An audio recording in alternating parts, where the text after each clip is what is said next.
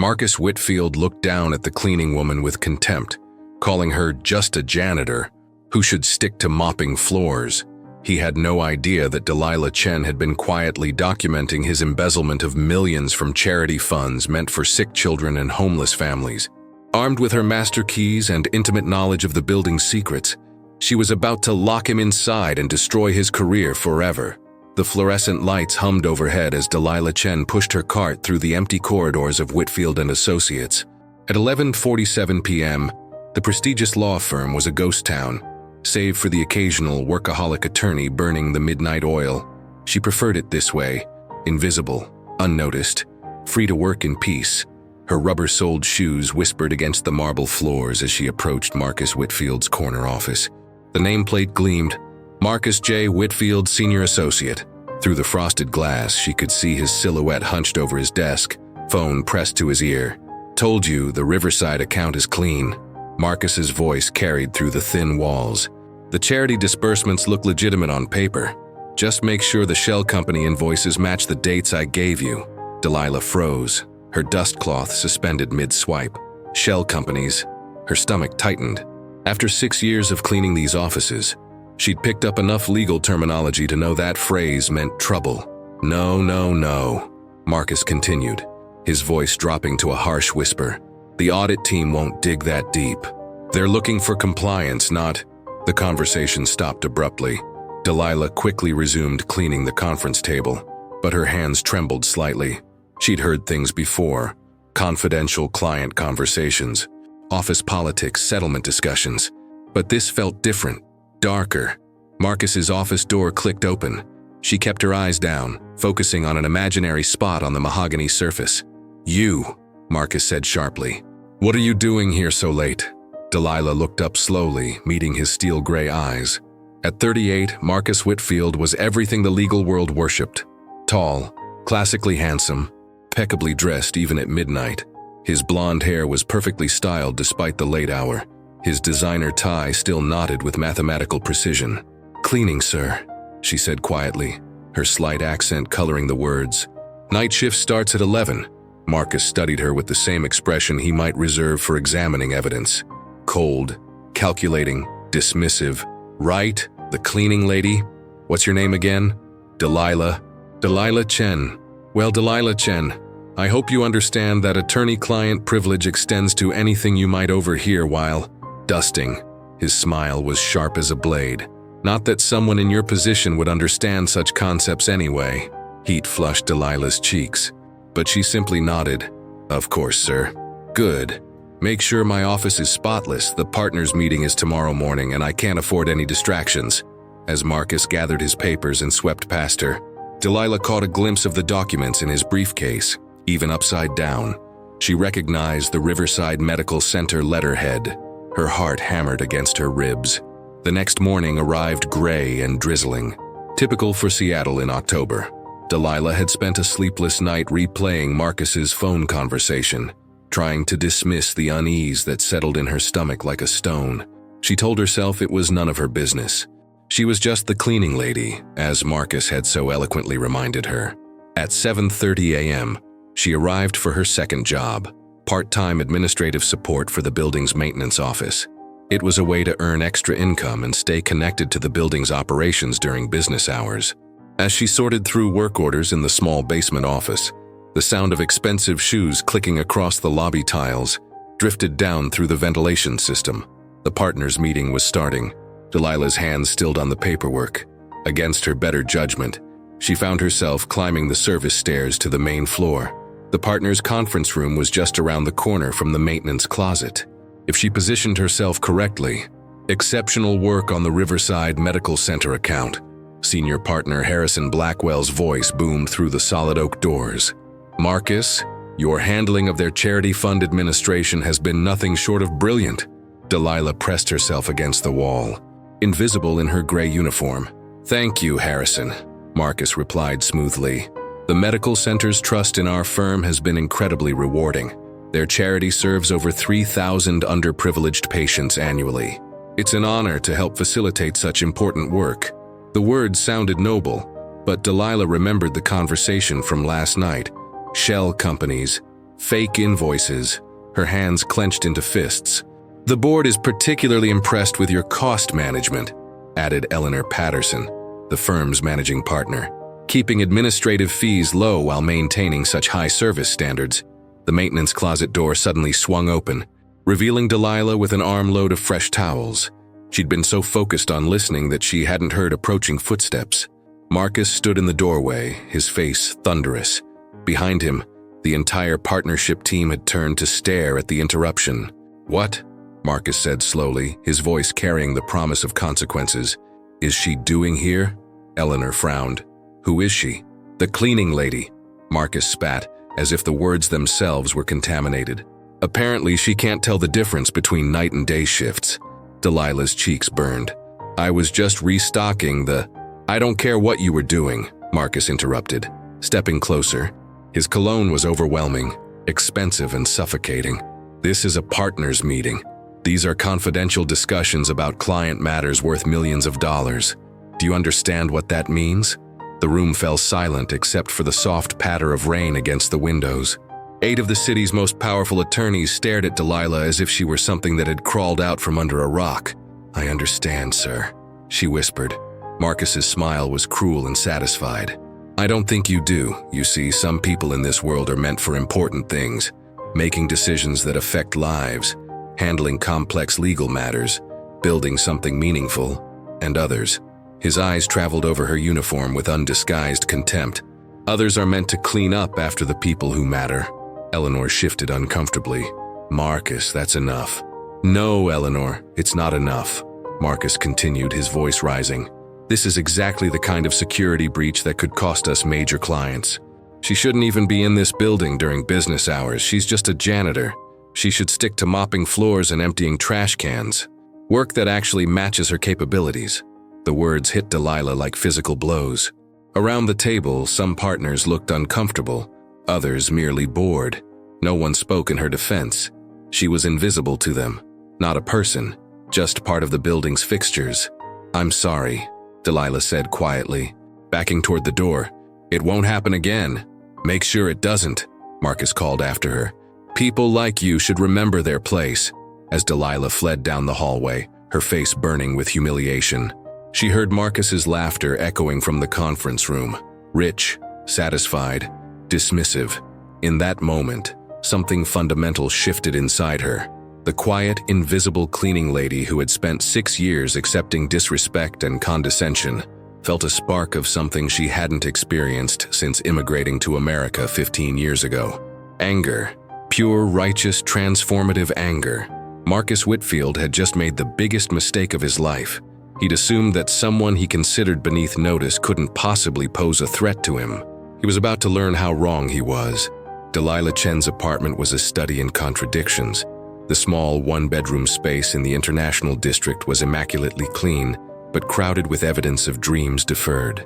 Law books lined every available surface: constitutional law, criminal procedure, contract theory, their spines worn from countless readings. A desk in the corner held a laptop surrounded by legal pads covered in her careful handwriting, studying notes from online courses she took during her few free hours. On the refrigerator, a faded photograph showed a younger version of herself in graduation robes, holding a bachelor's degree in pre-law from National Taiwan University. Next to it, a more recent photo captured her parents at their small restaurant in Chinatown, their proud smiles unchanged despite the years of struggle that had followed their daughter's immigration. At 42, Delilah had spent half her life in America, but the dream of becoming a lawyer felt as distant as the mountains of Taiwan she'd left behind. When she'd arrived with her law degree and high hopes, she'd quickly learned that foreign credentials meant little in the American legal system. The additional schooling required, the expense, the language barriers. It had all seemed insurmountable for a young woman working multiple jobs just to survive. So she'd cleaned offices, told herself it was temporary, and watched lawyers from the shadows. 6 years at Whitfield and Associates had taught her more about actual legal practice than any textbook ever could. Now, as she sat at her kitchen table with a cup of jasmine tea growing cold, Marcus Whitfield's words echoed in her mind. People like you should remember their place. Her place, as if dignity was determined by job title. The next evening, Delilah arrived at work 30 minutes early. She needed to understand exactly what she'd overheard, and Marcus's office would provide answers. As she pushed her cart through the firm's marble lobby, she noticed two other late-shift workers she'd grown friendly with over the years. Sarah Mitchell sat at her paralegal station, auburn hair falling around her face as she squinted at case files under the harsh fluorescent lights. At 28, Sarah was brilliant but constantly overlooked. Her insights dismissed, her suggestions ignored, her contributions minimized by attorneys who saw her as little more than an educated secretary. "Working late again?" Delilah asked, pausing beside Sarah's desk. Sarah looked up, managing a tired smile. "The Henderson case depositions are tomorrow, and Marcus wants every document cross-referenced and indexed. Apparently, the paralegal who was handling it before didn't meet his exacting standards." She made air quotes, her voice bitter. "That paralegal was you, wasn't it? 3 months ago, yes, he criticized my work in front of the entire litigation team, then assigned it to someone else. Today he fired that person and gave it back to me with 24 hours notice." Sarah rubbed her eyes. "I swear, sometimes I think he enjoys watching people struggle." Before Delilah could respond, Elena Vasquez emerged from the security office, adjusting her uniform belt. At 35, Elena was built like a marathon runner. Compact, efficient, always alert. She'd immigrated from El Salvador 12 years ago and worked 2 jobs to support her teenage daughter. "Evening, ladies," Elena said, her slight accent warming the words. "Delilah, I saw you talking to Mr. Whitfield yesterday. He looked angry." Delilah's jaw tightened. "He thinks people like us should remember our place." "Our place?" Sarah's voice sharpened. "What's that supposed to mean?" As Delilah recounted yesterday's humiliation, she watched both women's faces darken with recognition. They'd all experienced Marcus's casual cruelty, the dismissive comments, the deliberate disrespect, the way he spoke about them as if they were furniture. "He's been getting worse lately," Elena said quietly. "More aggressive, more paranoid. Last week he accused me of going through his office when all I did was check the windows during my security rounds. He's been having me redo work constantly," Sarah added. "Perfect documents that he suddenly finds inadequate and wants completely restructured. It's like he's trying to find excuses to criticize us." Delilah filed this information away. Marcus's increased aggression might be connected to whatever she'd overheard. People under pressure made mistakes, and mistakes left evidence. As the night progressed, Delilah worked with unusual purpose. In Marcus's office, she paid attention to details that had previously seemed insignificant. The locked filing cabinet in the corner. Why did he need personal locks when the firm's security was already extensive? The paper shredder that was emptied daily, despite Marcus claiming he rarely used it. The second cell phone he kept in his desk drawer, separate from the firm-issued device he carried openly. Around 2 a.m., Marcus arrived unexpectedly. Delilah heard his key in the lock and quickly moved to the bathroom. Positioning herself where she could observe without being seen, he went straight to the locked filing cabinet, withdrew a thick folder, and spread documents across his desk, even from her hiding spot. Delilah could see the Riverside Medical Center letterhead on several papers. Marcus worked frantically, comparing invoices, checking numbers, occasionally cursing under his breath. Then he pulled out the second cell phone. "It's me," he said quietly. "We have a problem. The audit is moving faster than expected. No, I can't just delay it. These are federal regulations, because if they dig too deep, they'll find the phantom disbursements." Delilah's blood turned to ice. Phantom disbursements. She knew enough about accounting to understand that term. Payments that existed on paper but had never actually been made to their intended recipients. "Look, I've created enough paperwork to confuse a surface audit. But if they start demanding receipts from the actual charities..." Marcus paused, listening. "What do you mean? What charities? The ones that are supposed to be receiving the money. The Children's Cancer Ward, the community clinic, the housing assistance program." Delilah's hands pressed against her mouth to stifle a gasp. He was stealing from charity funds. Money meant for sick children, for homeless families, for people who had nothing. 3.7 million over 2 years. Marcus continued. "Split it 60-40 like we agreed. Your accounting firm clears the audits. I handle the legal documentation. We both retire early. $3.7 million. Stolen from the most vulnerable people in the city." Marcus ended the call and began feeding documents into his personal shredder. Each page that disappeared was evidence of his crimes being destroyed. Evidence that could restore stolen money to people who desperately needed it. As Marcus finally left around 3 a.m., Delilah remained hidden until she was certain he was gone. Then she crept to his desk and examined the remaining papers. Most were innocuous, but she found something he'd overlooked. A handwritten note with account numbers and the phrase, RMC Charity Fund, routing adjustments. She photographed it with her phone, her hands shaking. For the next 3 hours, as she continued her cleaning duties, Delilah's mind raced. She had evidence of a conversation, but not enough to prove anything. She needed more, but gathering it would require taking enormous risks. As dawn broke over Seattle, Delilah realized that Marcus Whitfield had been right about one thing. People like her did need to remember their place. Her place was standing up for those who couldn't stand up for themselves. Her place was fighting for justice, even if it meant sacrificing her own safety. Her place was making sure that a man who stole from sick children and called her just a janitor would finally face the consequences of his actions. The war between Marcus Whitfield and Delilah Chen had begun. He just didn't know it yet. 3 weeks had passed since Delilah overheard Marcus's phone conversation, and she developed a routine of careful observation. Every night, she documented irregularities, which files he accessed, which documents he shredded. When he made his mysterious phone calls, the pattern emerging was damning, but she needed concrete proof that would stand up in court. Her breakthrough came on a rainy Thursday evening in November. Marcus had left his office around 8 p.m. for a client dinner, unusual for him since he typically worked until midnight. Delilah used her master key to enter his office during her regular cleaning schedule. But this time she had a specific mission. Hidden in her supply cart was a small digital camera, an expensive purchase that had cost her a week's wages, but necessary for what she was planning. The locked filing cabinet had been bothering her for weeks. What was so important that it required a separate lock?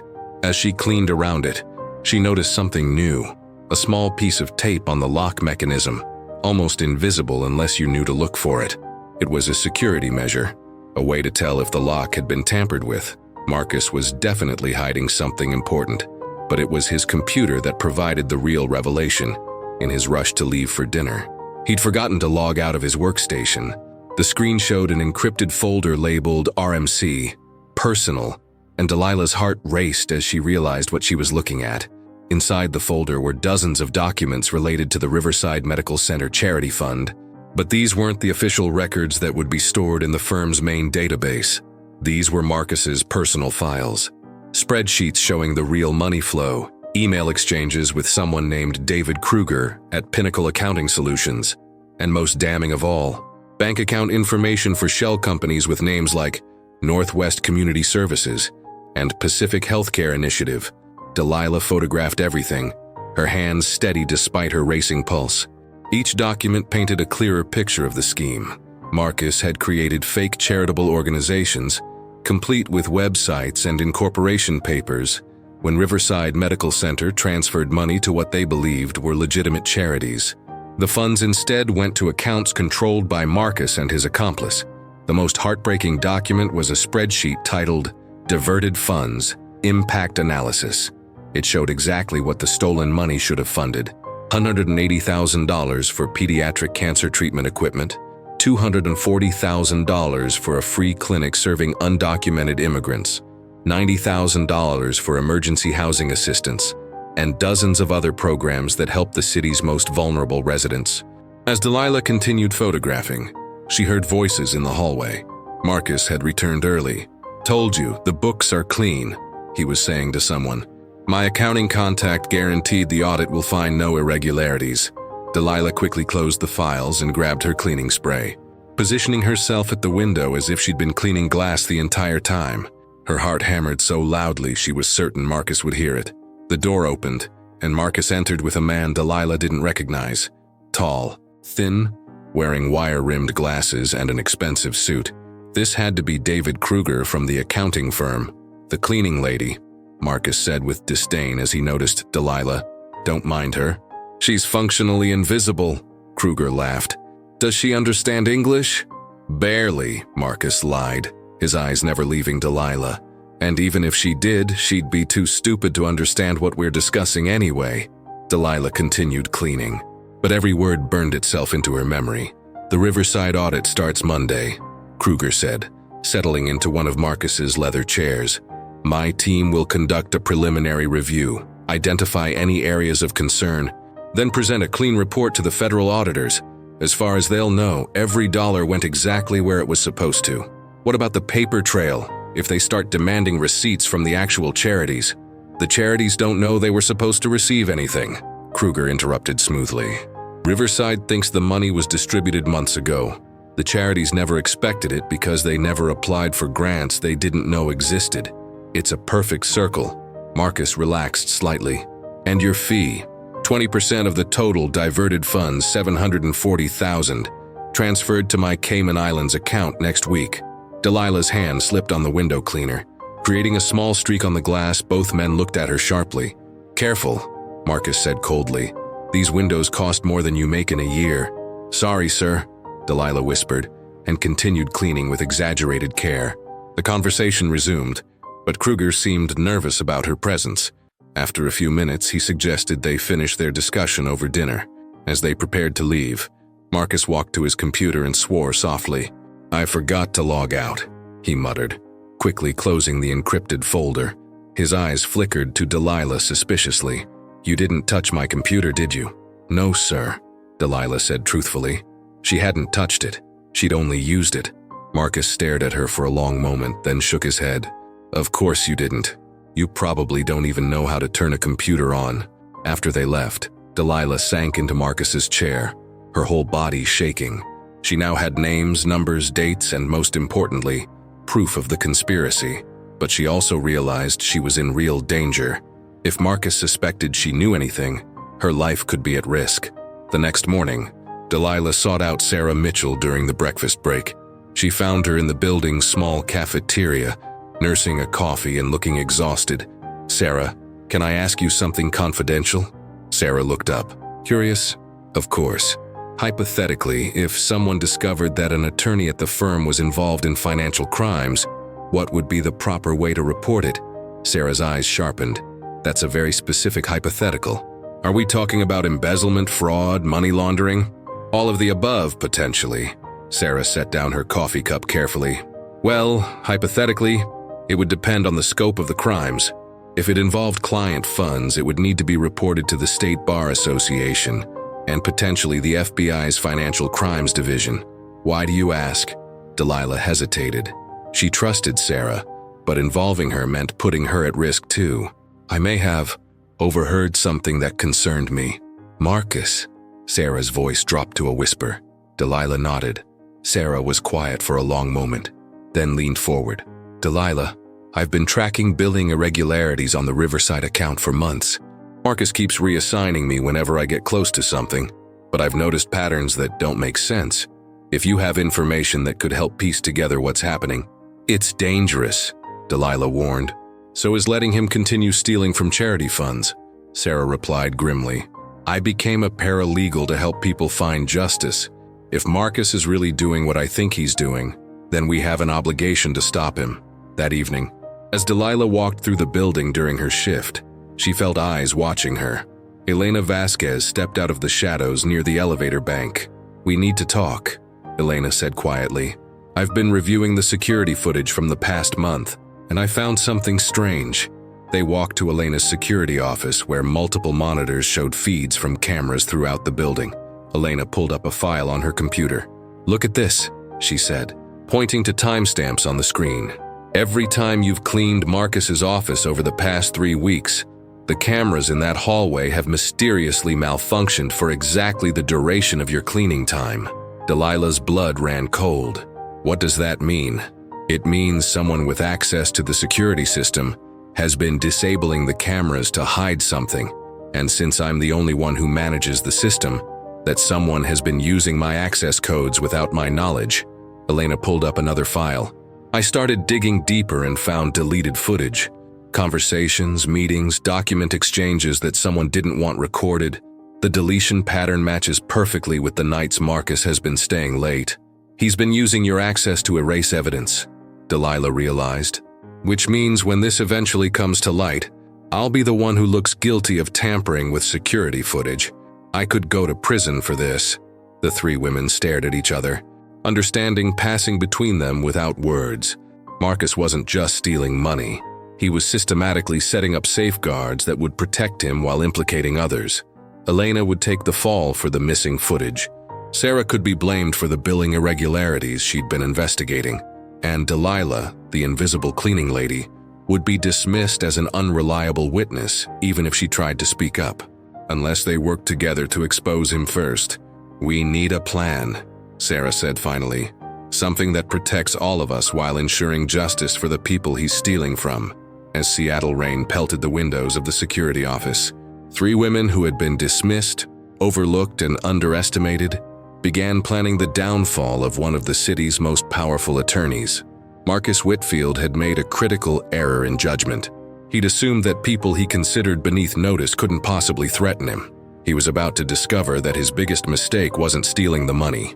It was underestimating the women who cleaned up after him. The plan began to take shape during their clandestine meetings over the next week.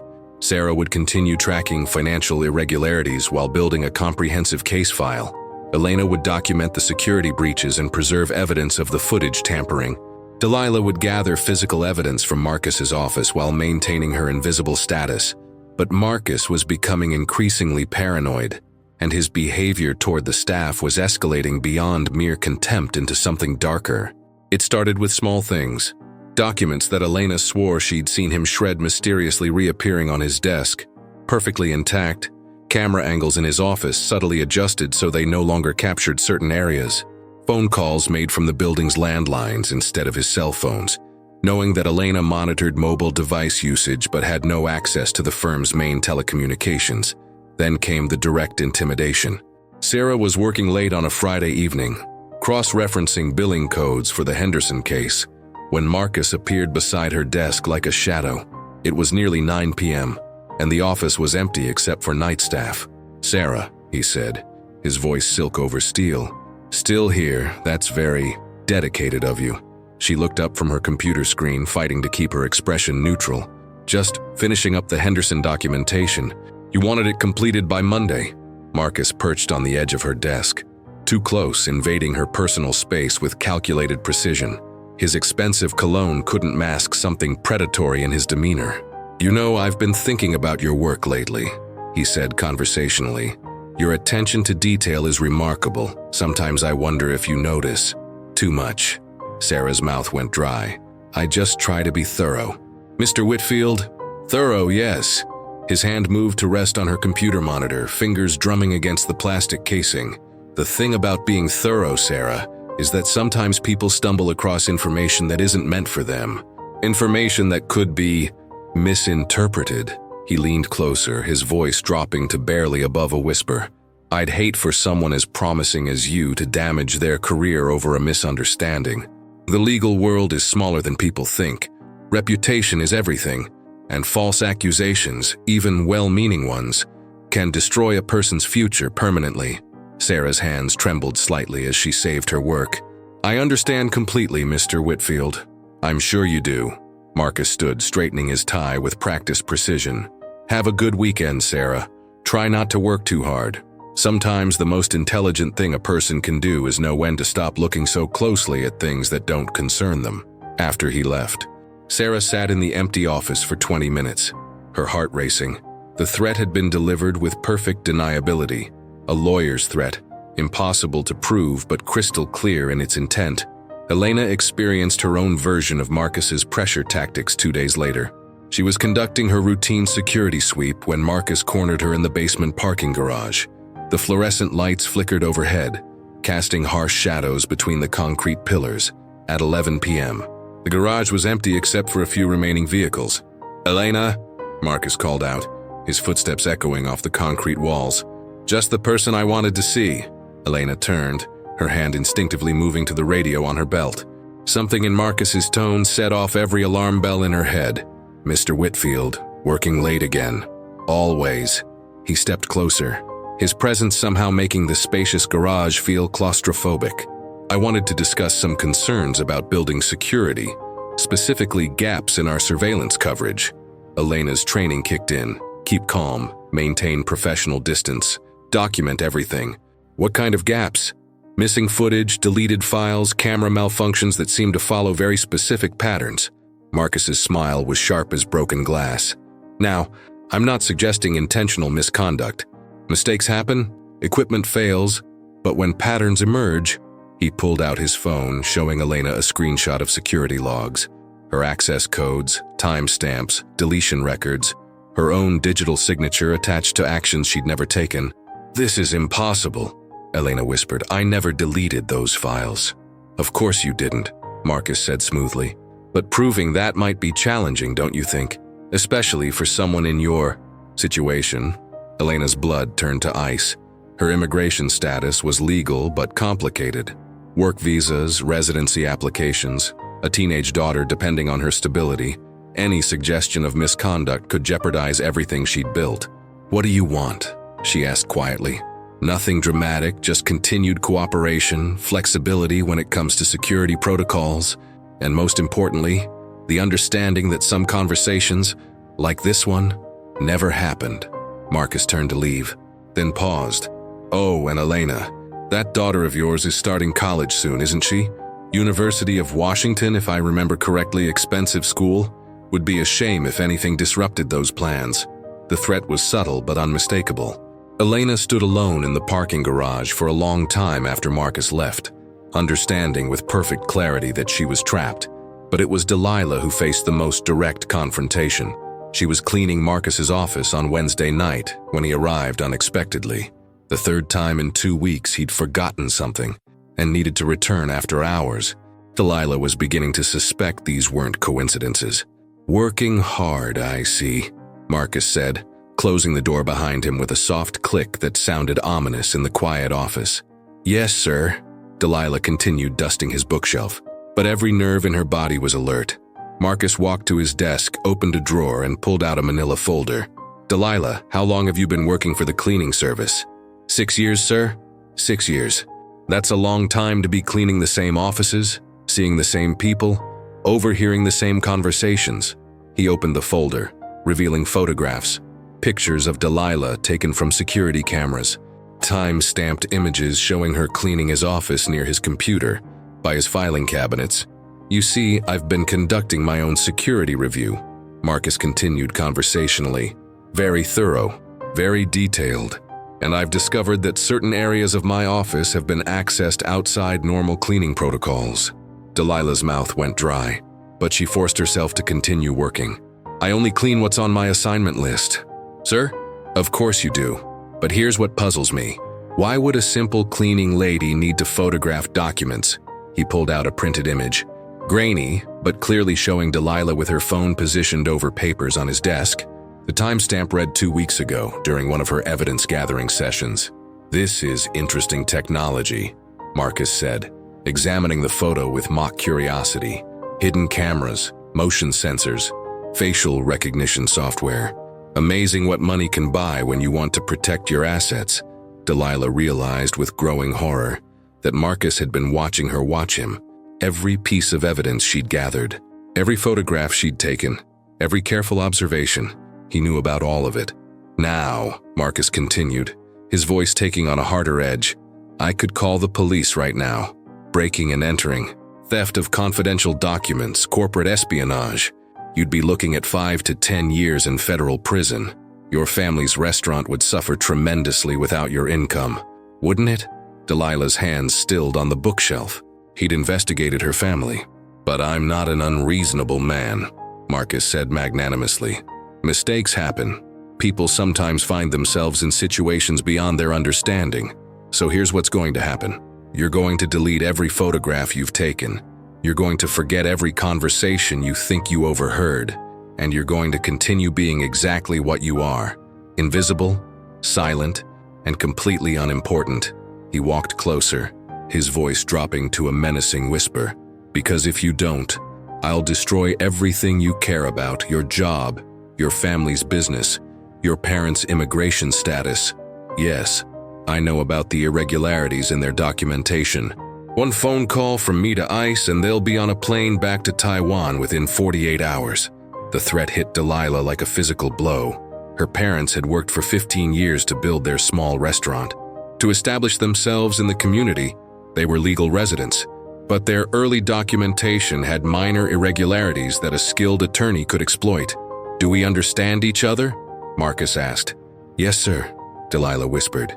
"Excellent, I knew you were smarter than you look." As Marcus left his office, Delilah stood among the law books and expensive furniture, understanding that she wasn't just trapped, she was completely outmaneuvered. Marcus had anticipated every move, prepared for every contingency, turned her own evidence gathering against her. But as she stood there in the silence of his office, surrounded by the trappings of his success, Delilah realized something Marcus had missed in all his careful planning. He'd focused so intently on controlling the evidence that he'd forgotten about the most powerful weapon of all, the truth told by people who had nothing left to lose. And three women who had been pushed to their breaking point were about to discover that when you have nothing left to lose, you become very, very dangerous. The breaking point came on a gray December morning when Elena Vasquez was escorted from the building in handcuffs. Delilah watched from the maintenance office window as police officers led Elena past a growing crowd of attorneys and staff members. Marcus stood in the lobby, his face a perfect mask of professional concern as he spoke with the investigators. "Such a shame," she heard him tell Harrison Blackwell. "Elena seemed so trustworthy to think she was systematically stealing from our security budget and tampering with surveillance footage to cover her tracks. The charges were expertly constructed: embezzlement, destruction of evidence, fraud. Elena's own access codes were tied to every suspicious transaction, her digital fingerprints on every deleted file. The evidence was overwhelming, perfectly documented, and completely fabricated, but it was also a critical error on Marcus's part. By framing Elena, he'd just provided Delilah and Sarah with proof that he was willing to destroy innocent lives to protect his scheme. More importantly, he'd revealed the existence of hidden surveillance systems that captured his own criminal activities. Sarah found Delilah in the supply closet an hour after Elena's arrest, her face pale with rage and determination.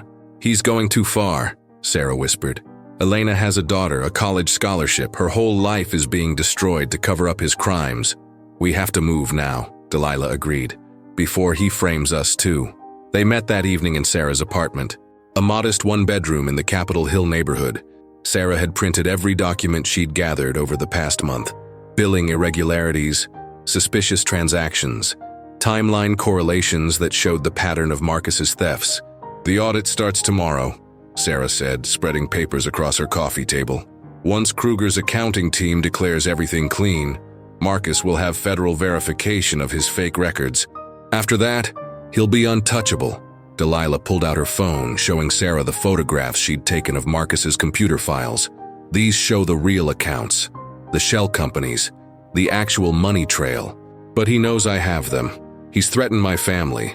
Then we need to get this information to someone who can act on it immediately," Sarah said. "Someone with more authority than the State Bar Association." Delilah had been thinking about this. Elena mentioned that the federal audit team arrived yesterday. They're staying at the Marriott downtown, conducting preliminary reviews before the formal audit begins. "You want to approach federal auditors directly. I want to give them evidence that will force them to expand their investigation beyond what Kruger's team has prepared for them." Sarah was quiet for a moment. "That could work, but we'd need irrefutable proof. Something that clearly shows the money trail and implicates Marcus directly. Your photos are good, but they could be dismissed as potentially doctored." Delilah smiled grimly. "Then we need to get the original files, and I know exactly when that's going to happen." "What do you mean?" "Tomorrow morning before the audit begins, Marcus will transfer all the incriminating files to a secure location. He's done it twice before when he thought someone was getting too close. He'll use a portable drive, move everything at once, then wipe his computer clean." "How can you possibly know that?" "Because I've been watching him for 2 months. When he's stressed, he has patterns.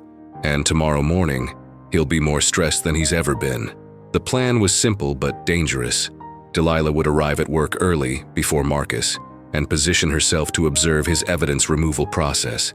Using her master keys, She'd access his office immediately after he left and photograph the portable drive before he could secure it off-site. Sarah would simultaneously approach the federal auditors with the evidence, forcing an immediate expansion of their investigation. Everything depended on perfect timing and tremendous luck. At 5:30 a.m., Delilah entered the Whitfield & Associates building through the maintenance entrance. The lobby was dark except for security lighting, and the overnight guard was conducting rounds on the upper floors. She made her way to Marcus's office and settled into the conference room across the hall to wait.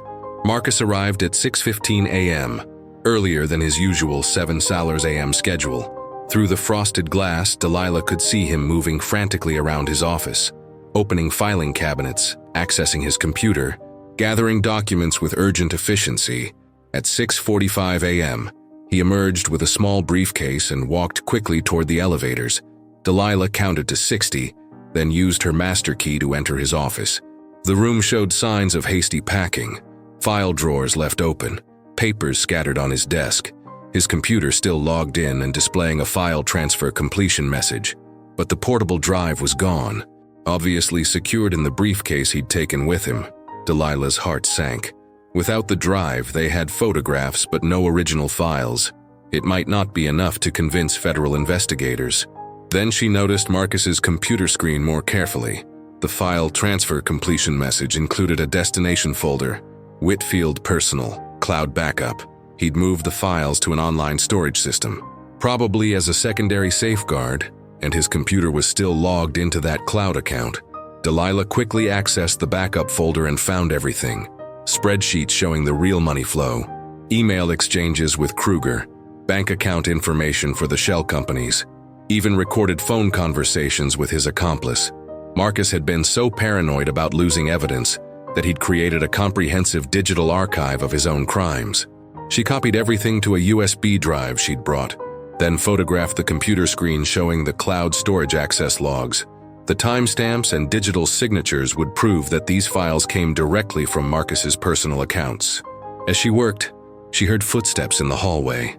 Marcus was returning.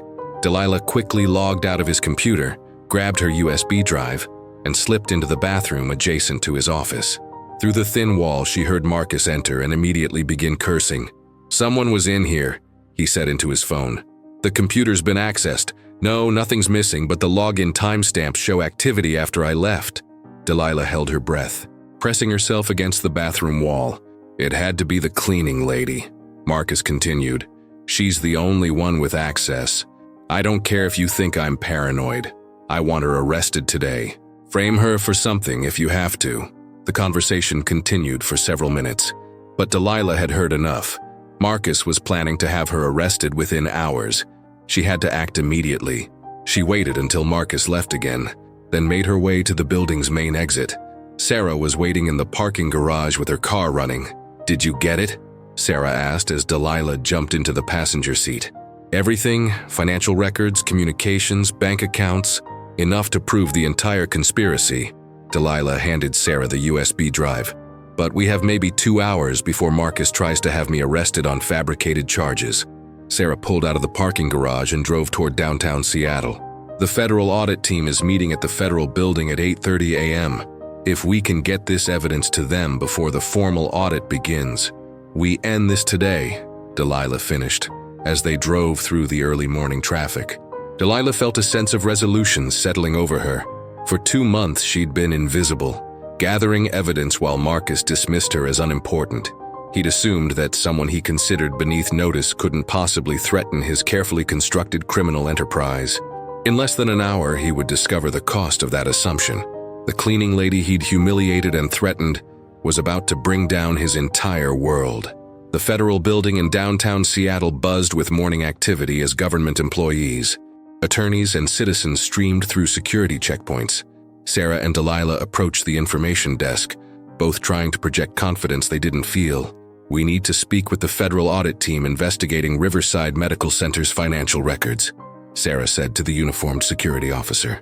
The officer consulted his computer screen. "Do you have an appointment?" "This is an emergency disclosure of evidence related to their investigation," Sarah replied, using language she'd learned from her paralegal training. We have documentation of financial crimes that directly impact their audit. The officer made a phone call, speaking in low tones. After several minutes, he hung up and handed them visitor badges. 8th floor, conference room 814. Agent Rebecca Morrison is expecting you. In the elevator, Delilah's hands shook slightly as she clutched the USB drive containing Marcus's files. What if they don't believe us? What if Marcus has already contacted them with some story about disgruntled employees making false accusations? Then we show them the evidence and let it speak for itself, Sarah said firmly. Numbers don't lie, bank records don't lie. His own recorded conversations don't lie. Conference room 814 was a stark government space. Fluorescent lighting, beige walls, a long table surrounded by utilitarian chairs. Agent Rebecca Morrison was a woman in her 40s with short gray hair and the no-nonsense demeanor of someone who'd seen every variation of financial fraud imaginable. Miss Mitchell, Miss Chen, Agent Morrison said, gesturing for them to sit. I understand you have information related to our Riverside Medical Center audit. We have evidence that the audit has been compromised, Sarah said without preamble. The attorney handling Riverside's account has been embezzling from their charity fund for 2 years, and he's arranged for the auditing firm to provide fraudulent clearance. Agent Morrison's expression didn't change, but her attention sharpened. Those are serious allegations. What kind of evidence? Delilah placed the USB drive on the table. Complete financial records showing the real money trail, email communications between the attorney and his accomplice at Pinnacle Accounting Solutions, bank account information for shell companies that received the stolen funds, audio recordings of conversations discussing the scheme. How did you obtain this evidence? Delilah and Sarah had rehearsed this answer. I work as a cleaner at the law firm. I observed suspicious behavior and documented what I witnessed. Ms. Mitchell is a paralegal who noticed billing irregularities and conducted her own investigation. Agent Morrison connected the USB drive to her laptop and began reviewing the files. Her expression grew more serious with each document. This shows systematic diversion of approximately $3.7 million over 2 years, she said finally. If authentic, these records indicate conspiracy to commit fraud, money laundering, and theft from federally regulated medical institutions. There's more, Sarah said. The attorney framed our colleague, a security guard, for tampering with surveillance footage. She was arrested yesterday on charges that we can prove are fabricated. Agent Morrison looked up sharply. Elena Vasquez. We received her case file this morning as part of our background review. She's innocent, Delilah said firmly. Marcus Whitfield used her access codes to delete security footage that would have shown his criminal activities. Then he blamed her when the missing footage was discovered. Agent Morrison spent another 20 minutes reviewing the evidence, asking detailed questions about timeline, access methods, and corroborating documentation. Finally, she closed the laptop and looked directly at both women. This evidence is compelling and appears authentic. However, you need to understand what you're asking. If we act on this information, we'll be accusing a prominent attorney and a certified public accounting firm of federal financial crimes. The legal and political ramifications will be significant. People are suffering because of the money he stole, Delilah said quietly. Children with cancer who didn't get treatment equipment, homeless families who didn't receive housing assistance, community clinics that couldn't provide free medical care. How is protecting those people not worth any political inconvenience? Agent Morrison smiled for the first time since they'd entered the room. That's exactly the right answer. Give me 2 hours to verify this information with our financial crimes unit. If everything checks out, we'll be conducting surprise raids on both Whitfield and Associates and Pinnacle Accounting Solutions this afternoon. As Sarah and Delilah left the federal building, they felt a mixture of relief and anticipation. The evidence was in the hands of people who could act on it. But Marcus was still free, still dangerous, and still capable of retaliating against them before federal agents could arrest him. We need to disappear for the rest of the day, Sarah said as they walked to her car. If Marcus realizes what we've done before the FBI arrives, he already knows something's wrong, Delilah replied. By now, he'll have discovered that his computer files were accessed. He'll be looking for us. They drove to Sarah's apartment to wait, but as they approached her building, they noticed a familiar BMW parked across the street. Marcus's car. He's waiting for us, Sarah whispered. Delilah pulled out her phone and dialed 911. "This is Delilah Chen. I need police protection. A man named Marcus Whitfield has threatened my family and is currently stalking us. We've just provided evidence of his federal crimes to the FBI, and we believe he may become violent." The 911 operator took their location and promised to dispatch officers immediately. But as they waited in Sarah's car, watching Marcus's BMW, they realized that the next few hours would determine whether justice would be served or whether a desperate criminal would destroy more innocent lives to protect himself. At 2:30 p.m., Sarah's phone rang. It was Agent Morrison. "We've verified your evidence and obtained warrants. Federal agents are moving on both locations now. Where are you? We need you in protective custody until the arrests are completed." "We're being watched by the suspect," Sarah replied. "He's outside my apartment building. Do not approach him. Stay where you are. We have agents en route to your location." Through the car window, they watched as 3 black SUVs suddenly surrounded Marcus's BMW. Federal agents in tactical gear emerged, weapons drawn, and ordered Marcus out of his vehicle. Even from a distance, they could see his shock and rage as handcuffs were placed around his wrists. For a man accustomed to controlling every situation, being arrested in public by federal agents was the ultimate humiliation.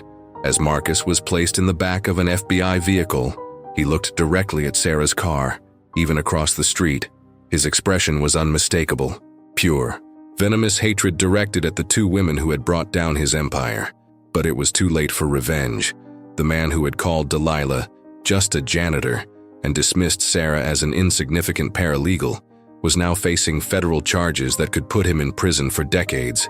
The invisible cleaning lady and the overlooked paralegal had just proven that justice doesn't care about job titles, social status, or how much money you steal. It only cares about the truth. The raid on Whitfield and Associates was swift and decisive. Federal agents arrived at the prestigious law firm at 3 p.m. with search warrants, asset seizure orders, and arrest warrants for both Marcus Whitfield and David Kruger from Pinnacle Accounting Solutions. News crews gathered outside the building as boxes of evidence were carried out, and by evening, the story dominated local television coverage. "Prominent attorney charged in $3.7 million charity fraud," read the headlines. Accompanied by video footage of Marcus being led away in handcuffs, Elena Vasquez was released from jail at 6:00 p.m. All charges dropped and her record expunged. The evidence Sarah and Delilah had provided to federal investigators proved conclusively that she had been framed for Marcus's crimes. As she walked out of the King County Jail, Elena was met by Sarah, Delilah, and Agent Morrison. "I can't believe it's over," Elena said, tears streaming down her face. "This morning I thought my life was destroyed. My daughter, my job, everything I'd worked for. Marcus targeted all of us because he thought we were powerless," Delilah said, embracing her friend. "He never imagined that we might work together." Agent Morrison handed Elena a business card. "Ms. Vasquez, the FBI will need your testimony for the prosecution case, but I want you to know, your security system documentation was crucial in proving the timeline of events. Your professionalism probably saved this entire investigation." The federal charges against Marcus and David Kruger were extensive. Conspiracy to commit fraud, money laundering, theft from federally regulated institutions, obstruction of justice, and witness intimidation. The evidence was so overwhelming that both men's attorneys began plea negotiations within days of their arrest. But the most satisfying moment came 2 weeks later. Delilah received a call from Harrison Blackwell, Whitfield and Associates' senior partner.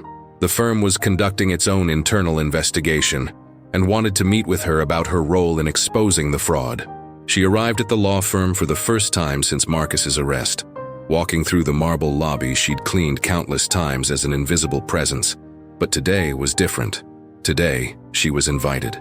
Harrison Blackwell's office was on the top floor, with panoramic views of Seattle's skyline and Puget Sound. He was a distinguished man in his 60s, with silver hair and the bearing of someone accustomed to handling high-stakes legal matters. "Ms. Chen," he said, rising from behind his mahogany desk, "thank you for coming. Please sit down." Delilah took one of the leather chairs facing his desk, the same type of chair she'd cleaned hundreds of times. "I owe you an enormous apology," Blackwell began. "For 6 years you worked in this building while we failed to recognize your intelligence, your integrity, and your value as a person. Marcus Whitfield's treatment of you was unconscionable, and our failure to address his behavior enabled his crimes.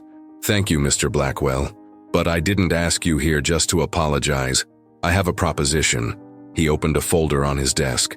"Our investigation revealed that you've been taking online legal courses for 3 years. Constitutional law, criminal procedure, contract theory. Your grades are exceptional."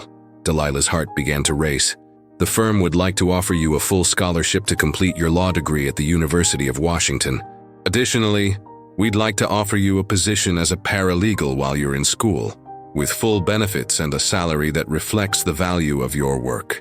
Delilah stared at him, speechless. "Furthermore," Blackwell continued, "when you pass the bar exam, Whitfield and Associates would be honored to offer you a position as an associate attorney. It seems only fitting that someone with your dedication to justice should practice law in the office where you first witnessed injustice being served." Tears welled in Delilah's eyes. I don't know what to say. Say yes. Help us become the kind of law firm that deserves your respect." 3 months later, Delilah Chen walked across the stage at the University of Washington to receive her paralegal certificate. In the audience, her parents beamed with pride, holding a banner written in both English and Chinese. Our daughter, future lawyer, Sarah Mitchell, had been promoted to senior paralegal and was managing the firm's new financial compliance department. Elena Vasquez was now head of security for the entire building complex, with a salary increase that allowed her daughter to attend college debt-free. The stolen $3.7 million had been recovered and returned to Riverside Medical Center's charity fund. Within weeks, the pediatric cancer ward received its new treatment equipment. The community clinic expanded its free services, and dozens of homeless families found emergency housing assistance. Marcus Whitfield pled guilty to federal fraud charges and was sentenced to 12 years in prison. His law license was permanently revoked, and his assets were seized to pay restitution to his victims. The man who had dismissed Delilah as just a janitor would spend the next decade in a federal penitentiary, while the woman he'd tried to destroy was studying to become an attorney. David Kruger received 8 years for his role in the conspiracy, and Pinnacle Accounting Solutions was dissolved by state regulators. But perhaps the most meaningful moment came on Delilah's first day as a paralegal at Whitfield and Associates, as she walked through the lobby in a business suit. Carrying a briefcase filled with case files instead of cleaning supplies, she passed the night janitor beginning his shift. She stopped and introduced herself, shook his hand, and told him that if he ever needed anything at all, he should come find her. Because Delilah Chen understood something that Marcus Whitfield never had. Dignity isn't determined by job titles or paychecks or social status. It's determined by how you treat people when you think no one important is watching. And everyone is important. 1 year after Marcus Whitfield's arrest, Delilah Chen stood in courtroom 4 of the King County Superior Court, representing her first client as a newly licensed attorney. The case was pro bono, a young immigrant woman wrongfully terminated from her job as a hotel housekeeper after reporting sexual harassment. It was fitting that her first case involved someone the system had overlooked, someone whose voice had been silenced by those in power. "Your Honor," Delilah addressed the judge, her voice clear and confident. "My client Maria Santos came to this country seeking opportunity and dignity. She found work as a housekeeper at the Emerald City Hotel, where she was subjected to repeated sexual harassment by her supervisor. When she reported this behavior through proper channels, she was fired within 24 hours on fabricated charges of theft. The hotel's corporate attorney, expensive suit, dismissive demeanor, clearly assuming this was an easy victory, had made the same mistake Marcus Whitfield made. He'd underestimated the immigrant woman he considered beneath his notice.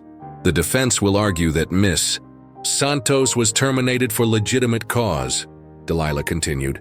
"They will present evidence of missing inventory, questionable work performance, and alleged misconduct. But that evidence has the same problem as the defendant's entire defense. It was manufactured after the fact to justify an illegal retaliation." Over the next hour, Delilah methodically dismantled the hotel's fabricated case. She presented security footage showing her client's exemplary work habits, testimony from co-workers confirming the harassment, and internal emails proving the timeline of retaliation.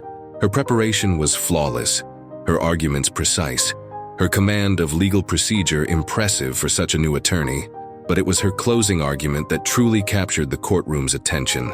"Your Honor, this case is about more than employment law or sexual harassment statutes. It's about the fundamental question of who matters in our society. The defendant wants you to believe that Maria Santos doesn't matter, that she's just a housekeeper, easily replaceable, unworthy of legal protection." Delilah's voice grew stronger. "They want you to believe that powerful people can prey on vulnerable workers without consequence, that immigrants should accept mistreatment as the price of employment, that justice is reserved only for those who can afford expensive lawyers." She gestured toward her client, who sat at the plaintiff's table with quiet dignity, despite the stress of reliving her traumatic experiences. "But Maria Santos does matter. Her dignity matters. Her right to work without harassment matters. Her courage in speaking truth to power matters. And today, this court has the opportunity to affirm that justice in America isn't determined by immigration status, job title, or how much money someone makes." The judge awarded Maria Santos full damages, reinstatement, and punitive compensation for the hotel's deliberate retaliation. As they left the courthouse, Maria grabbed Delilah's hand with tears in her eyes. "Thank you," she said in accented English. "Thank you for seeing me. I've been where you are," Delilah replied softly. "Someone saw me too." That evening, Delilah returned to her new office at Whitfield and Associates, the same building where she'd once cleaned floors, now housing her own practice specializing in employment law and immigrant rights.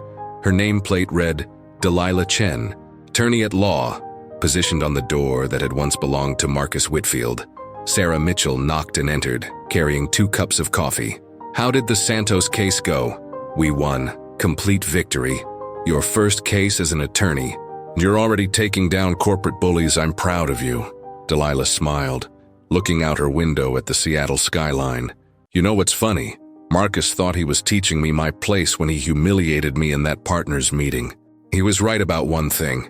I did need to find my place, which is fighting for people like us, people who get dismissed, overlooked, told they don't matter, people who clean offices and empty trash cans and do 1,000 invisible jobs that keep the world running." Delilah turned from the window. "People who deserve dignity and justice regardless of what society thinks of their worth." 3 floors below, Elena Vasquez was conducting her evening security rounds. She'd been promoted twice since Marcus's arrest and now managed security for 3 downtown office buildings. Her daughter had just finished her freshman year at the University of Washington with a 3.8 GPA. Elena paused outside Delilah's office, seeing the light still on, knowing her friend was probably working on another case for someone who couldn't afford representation elsewhere. In the building's marble lobby, a bronze plaque now hung beside the elevator bank.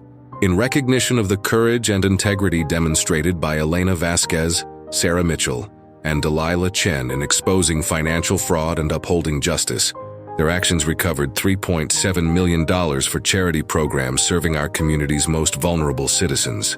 The plaque was Harrison Blackwell's idea, a permanent reminder that heroism often comes from unexpected places. But the most important change wasn't captured in any plaque or news story. It was the culture shift within Whitfield and Associates itself.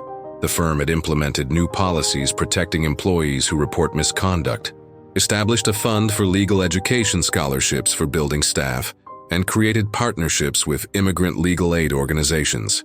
Marcus Whitfield's greatest irony was that his attempt to silence and marginalize 3 women had ultimately amplified their voices and created lasting change that would help countless others. As Delilah worked late into the night, preparing for another case representing a janitor who'd been cheated out of overtime pay, she thought about the journey that had brought her here, from invisible cleaning lady to attorney advocating for justice. It was the American dream realized through the most American of principles, that everyone deserves dignity, respect, and equal protection under the law. Marcus Whitfield was scheduled for release from federal prison in 11 years. When that day came, he would emerge into a world where 3 women he'd dismissed as unimportant had built careers dedicated to protecting others from people exactly like him. He'd called Delilah just a janitor and told her to remember her place. She had remembered her place and claimed it. 5 years after Marcus Whitfield's arrest, The name Delilah Chen had become synonymous with justice for working-class immigrants in Seattle's legal community. Her practice had grown to include 4 associate attorneys, all specializing in employment law, immigration rights, and corporate accountability. The Chen legal group occupied an entire floor of what had once been Whitfield and Associates, now renamed Blackwell and Partners after Harrison Blackwell's commitment to ethical practice. On a rainy Thursday evening in March, Delilah was reviewing case files when her assistant knocked on her door. "Ms. Chen, there's someone here to see you. He doesn't have an appointment, but he says it's urgent." Delilah looked up from her desk, noting the concern in her assistant's voice. "Did he give you his name?" "Marcus Whitfield." The words hit Delilah like a physical blow. Marcus had been released from federal prison 2 months early for good behavior, but she hadn't expected him to seek her out. She'd assumed he would disappear from Seattle, start over somewhere else, try to rebuild what remained of his life. "Send him in," she said quietly. Marcus Whitfield entered her office looking nothing like the arrogant attorney who had once humiliated her. Prison had aged him dramatically. His blonde hair was now gray and thinning, his face lined with stress and bitterness. The expensive suits had been replaced by discount store clothing, and his once commanding presence had diminished to something smaller, defeated, but his eyes still held the same cold calculation she remembered. "Delilah," he said, settling into one of her client chairs without invitation. "Congratulations on your success. Very impressive office, expensive furniture. You've certainly come up in the world." Delilah leaned back in her chair, studying the man who had once threatened to destroy her life. "What do you want, Marcus?" "Direct as always, I appreciate that." Marcus looked around her office, taking in the law degrees on the wall, the photographs of her with clients and colleagues, the evidence of a successful career built on the ruins of his own. "I wanted to see for myself what justice looks like. Justice looks like stolen money returned to sick children and homeless families. Justice looks like Elena Vasquez getting her job back and Sarah Mitchell being promoted for her integrity. Justice looks like you serving time for your crimes." Marcus's smile was sharp and humorless. "Justice, yes, tell me, Delilah. Do you ever think about the cost of your justice? My wife divorced me while I was in prison. My children won't speak to me. I've been disbarred, blacklisted, financially destroyed. My reputation is permanently shattered. You did that to yourself when you chose to steal from charity funds. I made one mistake. You made thousands of mistakes. Every day for 2 years." Delilah interrupted. "Every time you chose greed over integrity. Every time you decided that vulnerable people didn't matter. Every time you treated others as beneath your concern. You didn't make one mistake, Marcus. You made a lifestyle of hurting people." Marcus leaned forward, and for a moment, his old arrogance flickered back to life. "You cost me everything, my career, my family, my future. I cost you nothing," Delilah said firmly. "Your choices cost you everything. I simply made sure you faced the consequences of those choices." The cleaning lady got her revenge. The attorney served her clients. The human being stood up for other human beings. The citizen ensured that justice was served. Delilah's voice remained steady, professional. "That's not revenge, Marcus. That's responsibility." Marcus sat back in his chair, studying her with the same expression he'd once used to dismiss her worth. "You know what I learned in prison, Delilah. That people like you, immigrants, working class, minorities, you never really win. You might get your moment of victory, your brief time in the spotlight, but eventually, the system reasserts itself. People like me always come back." Delilah smiled, and it was the most genuinely pitying expression Marcus had ever seen directed at him. "Marcus, you're sitting in my office, in the building where you once practiced law, looking at a woman who was just a janitor when you knew her. I've helped recover over $40 million for clients like Maria Santos. Workers you would have dismissed as unimportant. Elena Vasquez now runs security for half the downtown core. Sarah Mitchell heads the compliance department for one of the city's largest law firms." She gestured toward the window overlooking downtown Seattle. "And you're unemployed, unmarried, and so irrelevant to this community that you can't even get a job at the kind of places where I used to clean floors." Marcus's face flushed with anger. "You think this is over? You think I won't find a way to— To what?" Delilah interrupted. "Threaten me, intimidate me, try to destroy my career." She pulled out her phone and pressed a button. This conversation has been recorded since you walked in. Elena's security cameras captured your entrance. Sarah's in the next office, aware that you're here, and Agent Morrison at the FBI is one phone call away. Marcus stared at her, understanding dawning in his eyes. You see, Marcus, I learned something from watching you commit crimes for 2 years. Documentation is everything, evidence is everything, and preparation is everything. Delilah's voice was calm. Matter of fact, you taught me that the difference between justice and revenge is having the system work for you instead of against you. Marcus stood up slowly, his shoulders sagging with the weight of complete defeat. For 5 years in prison, he'd fantasized about confronting the woman who had destroyed his life, imagining her cowering before his threats, perhaps even offering him money to disappear. Instead, he'd found himself facing someone who had become everything he'd once pretended to be. Successful, respected, powerful, and completely beyond his ability to harm. I'll find a way, he said weakly, but even he didn't believe it anymore. No, you won't, Delilah replied with certainty, because I'm not invisible anymore. Marcus, none of us are. You can't intimidate people. The system is designed to protect. After Marcus left, Delilah sat in her office for a long time, thinking about the conversation. She felt no satisfaction in his defeat, no joy in his suffering. Justice had never been about punishment for its own sake. It had been about protecting others and ensuring that stolen resources were returned to those who needed them. Her phone buzzed with a text message from Elena. Saw him leave the building. You okay? Another message from Sarah. Here if you need anything. A third from Agent Morrison. Let me know if he becomes a problem. Delilah smiled, understanding that Marcus's greatest failure wasn't his crimes. It was his inability to recognize that some bonds cannot be broken by intimidation or time. The relationships built through shared struggle and mutual respect had created a network of protection that made his threats meaningless. 6 months later, Delilah received word that Marcus Whitfield had left Seattle permanently, relocating to a small town in Montana, where he'd found work as a night clerk at a budget motel. The man who had once wielded power over others had been reduced to the kind of invisible service industry job he'd always held in contempt. It was, Delilah reflected, a perfect example of life's sometimes poetic justice. But by then, she was too busy with new cases to spend much time thinking about Marcus Whitfield. There were other vulnerable workers to defend, other corporate bullies to confront, other victories to win in the name of dignity and fairness. The cleaning lady who had become a lawyer was exactly where she belonged, fighting for people who needed someone to see them, believe in them, and refuse to let them be dismissed as unimportant. In a city full of powerful people who had never learned Marcus Whitfield's hardest lesson, that everyone matters, everyone deserves respect. And justice doesn't care about your business card when you're standing in front of the truth.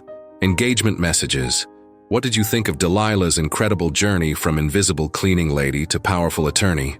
Did Marcus Whitfield get the justice he deserved? Or do you think there should have been additional consequences for his crimes? Share your thoughts about workplace dignity and standing up for what's right. Have you ever witnessed someone being dismissed or mistreated because of their job or background? Delilah's story shows us that courage and integrity can triumph over arrogance and corruption, but it takes people willing to speak truth to power.